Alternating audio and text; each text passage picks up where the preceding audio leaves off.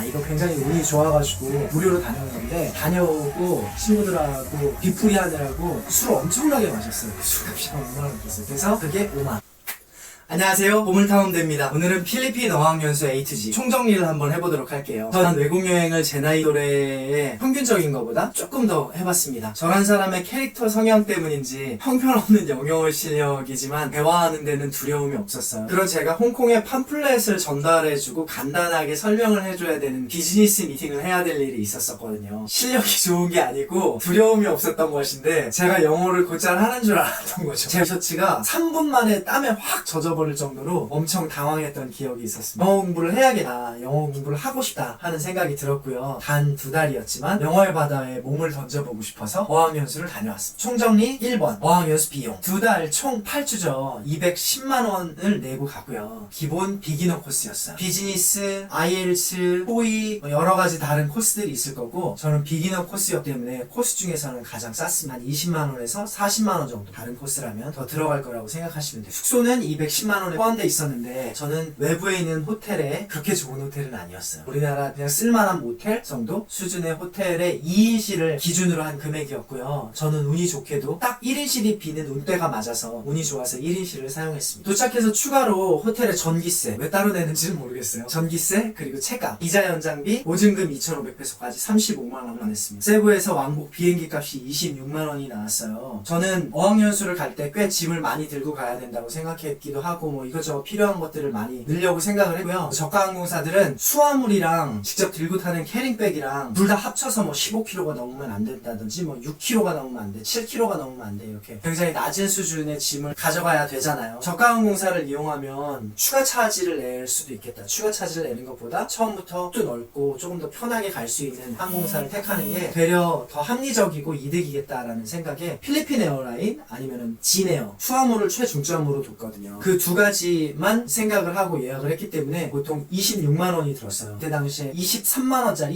22만원짜리도 있었거든요. 짐을 어느 정도 그리고 어학연수 가는 기간을 충분히 산정하셔가지고 짐을 많이 가지고 가셔야 될 분들은 처음부터 국적기를 이용하시는 것도 좋을 것 같습니다. 이렇게 해서 어학연수 비용 210만원 그리고 보증금, 뭐 비자비 뭐 이렇게 추가로 들어가는 돈 35만원, 비행기값 26만원 그리고 너무 무거워서 가져가지 못했던 뭐 빨래비누, 샴푸, 샤워젤 뭐 이런 뭐 기타 등등의 여러 가지들이 있잖아요. 뭐 휴지, 들고 가지 못했던 생필품, 2달치 생필품 산 것까지 해서 총 280만원 정도를 사용했겠네요. 그러니까 한 발자국도 나가지 않고 공부만 한다. 그럼 280만원이면 되는 거. 처음 2주간에는 거기서 만난 사람들과 친해지겠다고 매일같이 나가서 소주 한 잔씩 마셨어요. 그리고 제가 옷을 많이 챙겨간 거 거기에서 패션쇼 할 일이 있을까 싶어가지고 옷을 좀 적게 챙겨갔었거든요. 그러니까 생각보다 옷이 많이 필요하더라고요. 땀도 많이 흘리고 자주 갈아입어야 되고 옷이 적으니까 빨래를 자주 해야 되고 하는 그런 불편함이 있더라고요. 티셔츠 3장하고 반바지 4장을 더 샀어요. 그렇게 쓴 돈이 2달 동안 40만원. 주말에 여행 안 가고 가끔 소주 한 잔씩 하면 320만원이면 2달 동안 개인 선생님 두고 숙박까지 해결되고 삼시세끼 꼬박꼬박 주고 스트레스 받을 때마다 소주 한 잔씩 한 것까지 할 수 있는 거죠. 이게 320만원. 저는 유튜버에 올릴 영상도 찍고 언제 이렇게 좋은 기회가 있겠냐 싶어서 여행을 자주 갔습니다. 물론 저보다 더 많이 쓰시는 분들도 있고요. 더 적게 쓰시는 분들 내역을 한번 보도록 할게요. 여행 내역은 총 2가지로 나누도록 하겠습니다. 아주 쉽고 굉장히 가성비 높아서 주말에 당일치기로 갔다 올 수 있는 여행지, 그래서 굉장히 로우 코스트한 곳과 정말로 큰 돈은 아니지만 어학연수에서 사용하기에는 조금 부담되는 금액이 있는 하이 코스트 여행지, 이렇게 두 곳으로 나눠서 설명을 해드리도록 할게요. 첫 번째 로우 코스트 말라파스코와 1박 2일을 다녀왔어요. 20만원 들었고요. 카와산 캐년 9만원 들었어요. 그리고 날로스완,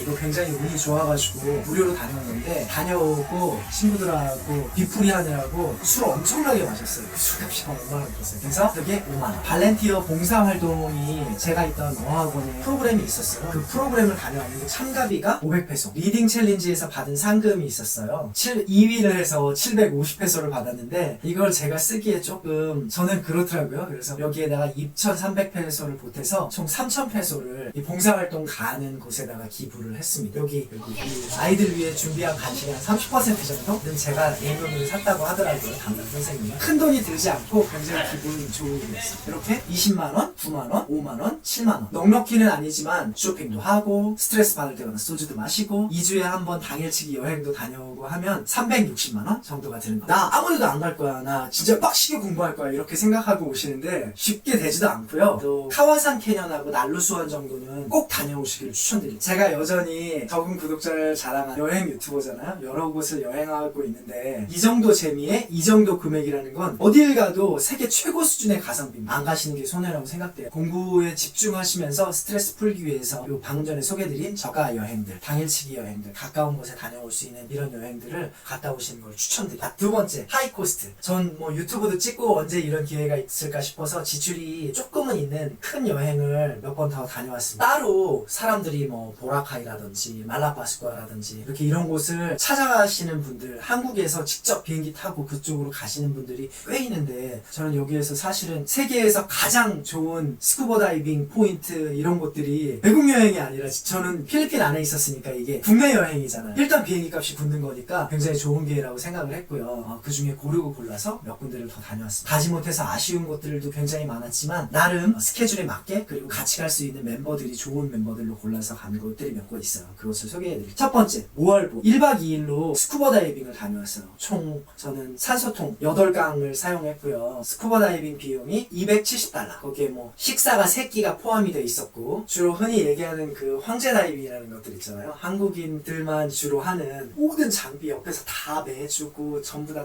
준비해주고 뭐 그런 한국식 다이빙 코스였고요. 그리고 숙박이 포함된 금액이었습니다. 거기에 저녁 때 우리들끼리 친구들끼리 소주 한잔 먹는 금액까지 해가지고 총 $300, 36만 원이 들었어요. 보라카이 2박 3일 다녀왔어요. 비행기값 그리고 호핑 비용, 숙소 비용, 식대 거기에 기념품까지 포함해서 총 47만 원이 들었어요. 크리스마스 시즌에 마닐라를 3박 4일 동안 다녀왔어요. 숙소와 식대까지 47만 원. 물론 이거보다 더 많이 들었을 여행이었는데 제가 어학연수 한다고 여기에서 돈을 많이 쓰고 있는 걸 알아서 친구들이 여러 가지 지출을 좀 많이 보조해줘서 저는 좀 덜 든 편이었습니다. 이렇게 해서 여행 3곳 더 다녀오는 큰 지출이 있는 여행이 총 120만 원. 혼자서 2달 동안 딱 500만 원 썼네요. 모두 다 합치니까 엄청나게 큰 금액이죠. 저에게도 꽤 지출에 대한 부담이 있었는데 후회는 하지 않습니다. 진짜 너무나 좋은 곳이었고요. 사실 개별적으로 다닌 여행들이었다면 이거 어학연수를 빼고도 500만 원에 못 갔을 거예요.